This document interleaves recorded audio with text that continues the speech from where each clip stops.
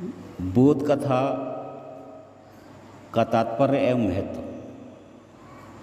नारायण बिन बोध के पंडित पशु समान, तासो अति मूर्ख भलो जो सुमरे भगवान। इस प्रकार के असंख्य प्रेरक वचन शास्त्रों एवं संतवाणियों में जगह जगह मिलते हैं, परंतु प्रत्येक व्यक्ति की ऐसे उपदेशों में रुचि नहीं होती। बहुत से लोगों को सीधे उपदेश देने वाले वचन बोझिल अथवा नीरस प्रतीत होते हैं, इससे वो अप्रभावित ही रहते हैं। परंतु वही बातें यदि कथा रूप में प्रस्तुत की जाएं, तो वे ना केवल रोचक लगती हैं, बल्कि उनका हृदय पर प्रभाव भी अच्छा होता है। प्रत्येक मनुष्य सुख चाहता है, परंतु उसकी अनंत कामनाओं के कारण उसके सुख में बाधा पड़ती है। वस्तुतः मनुष्य की बहुत सी चिंताओं और समस्याओं का कारण उसकी अंतहीन कामनाएं ही होती हैं, जिनके कारण वह पाप तक कर बैठता है। गीता में अर्जुन ने भगवान श्री कृष्ण से पूछा कि मनुष्य पाप करना नहीं चाहता, फिर भी वह बिना इच्छा के जबरदस्ती किससे प्रेरित होकर पाप कर ही बैठता है। भगवान कृष्ण बोले, ये जो कामना है, जो अपेक्षा है, जो चाह है, वही पाप का मूल कारण है।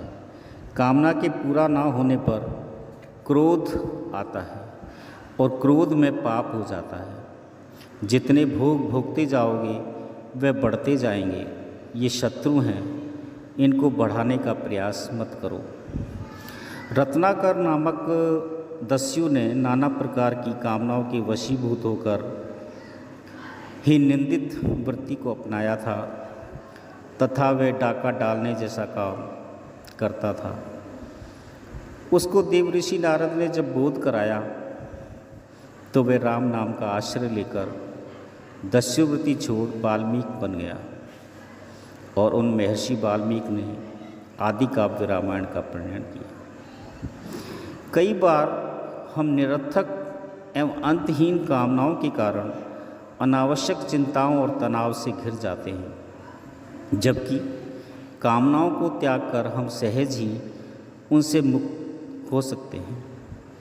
इसी बात को एक बोध कथा के माध्यम से बहुत ही सहज समझा जा सकता है। एक व्यापारी की बहुत अच्छी स्थिति थी, व्यवसाय चलता था, खूब पैसा था, व्यवधान भी आते थे। एक दिन नींद ना आई, मन में चैन नहीं था, बहुत बेचैनी थी।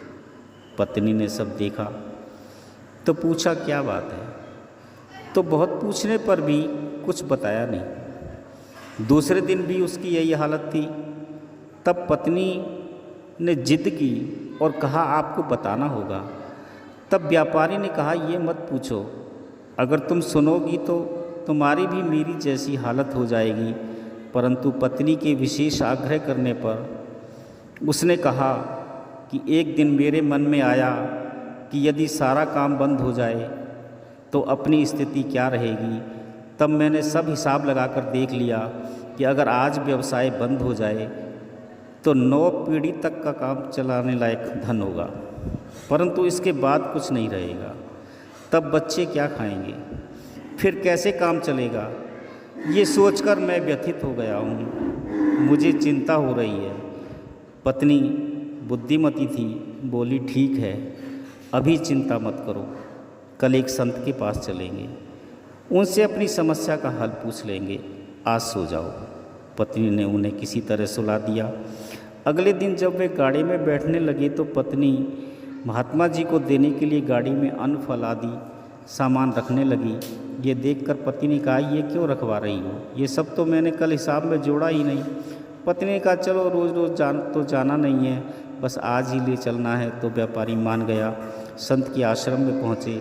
व्यापारी की पत्नी ने जब सामान देना चाहा तो संत ने उन्हें रोकते हुए अपने शिष्य से पूछा, जा भीतर गुरबानी से पूछ तो आ कि कितना अन्न आदि शेष है। शिष्य ने पूछकर बताया कि आज रात तक के लिए सब है, कल सवेरे के लिए नहीं है। तब संत ने कहा, हम तुम्हारी भेंट स्वीकार नहीं कर सकते, क्योंकि इसकी आवश्यकता नहीं है। पत्नी के विशेष आग्रह करने पर संत ने कहा कि कल की चिंता ठाकुर जी करेंगे। हाँ, यदि आज के लिए सामान नहीं होता तो मैं रख लेता। पत्नी से व्यापारी पति बोला, चलो अब चलते हैं। पत्नी कहा, अभी आपने अपने प्रश्न का समाधान तो पूछा ही नहीं। व्यापारी ने कहा, अब उसकी ज़रूरत नहीं, मुझे उसका समाधान मिल गया है। संत को कल की चिंता नहीं और मुझे 9 पीढ़ी के आगे की चिंता हो रही है। प्रभु पर विश्वास नहीं होने पर ही ऐसा होता है। इस प्रकार की बोध कथाएँ मनुष्य के जीवन की समस्याओं का सम्यक समाधान प्रस्तुत करती हैं। हमारी सनातन परंपरा में बोध कथाओं की महत्ता अनादिकाल से स्थापित है। प्राचीन काल में ज्ञान पिपासु विद्यार्थी श्रद्धा भक्ति से युक्त होकर वैदिक गुरुकुल पद्धति से आश्रमों में रहते थे और वहाँ पर व्यावहारिक एवं आध्यात्मिक दोनों प्रकार की विद्याओं का गुरुमुख से अर्जन करते थे। उस समय भी गुरुजन अनेक गूढ़ विषयों को बोध प्रदायक दृष्टांतों एवं रोचक बोध कथाओं के माध्यम से शिष्यों को समझाते थे। ये कथाएं कल्पनाओं पर आश्रित न होकर सदैव सत्य अनुभव पर आश्रित होती हैं